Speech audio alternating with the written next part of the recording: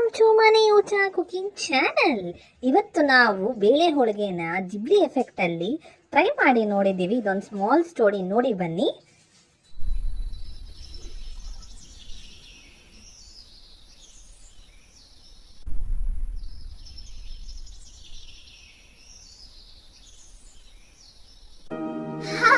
ಚೆನ್ನಾಗಿ ಕಲಿತಿದ ನೋಡಿ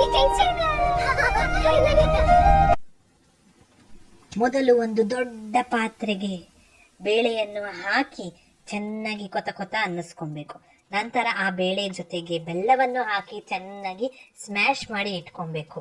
ನಂತರ ಈ ಕನಕ ಮಾಡ್ತಾರಲ್ಲ, ಒಬ್ಬಟ್ಟಿನ ಕನಕ, ಅದಕ್ಕೆ ಮೈದಾ ಹಿಟ್ಟು ಸ್ವಲ್ಪ, ಅರಿಶಿನ ಸ್ವಲ್ಪ, ಎಣ್ಣೆಯನ್ನು ಹಾಕಿ ಚೆನ್ನಾಗಿ ಈ ತರ ನಾದಿ ಇಟ್ಕೊಬೇಕು. ಇದು ಚೆನ್ನಾಗಿ ನಾದ್ಕೊಂಡು ಇಟ್ಕೊಂಡ್ರೆ ಒಬ್ಬಟ್ಟು ಚೆನ್ನಾಗಿ ಬರೋದು.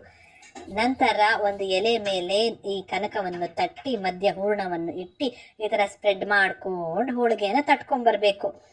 ತಟ್ಕೊಂಡಿರುವ ಹೋಳಿಗೆಯನ್ನು ಬಿಸಿ ಬಿಸಿ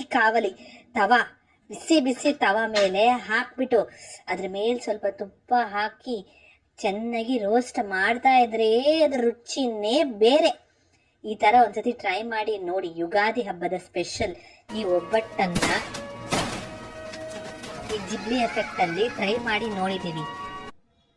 ನಂತರ ಮಾಡಿಟ್ಟಿರುವ ಹೋಳಿಗೆಯನ್ನು ದೇವರಿಗೆ ನೈವೇದ್ಯವನ್ನು ಇಟ್ಟು ತಿನ್ನುವುದು. ಈ ಜಿಬ್ಲಿ ಎಫೆಕ್ಟ್ ಅನ್ನು ಹೊಸದಾಗಿ ಟ್ರೈ ಮಾಡಿದ್ದೀವಿ. ನಿಮಗೇನಾದ್ರೂ ಇಷ್ಟವಾದಲ್ಲಿ ಪ್ಲೀಸ್ ಲೈಕ್, ಶೇರ್, ಸಬ್ಸ್ಕ್ರೈಬ್ ಮಾಡಲು ಮಾತ್ರ ಮರಿಬೇಡಿ. Thank you for watching.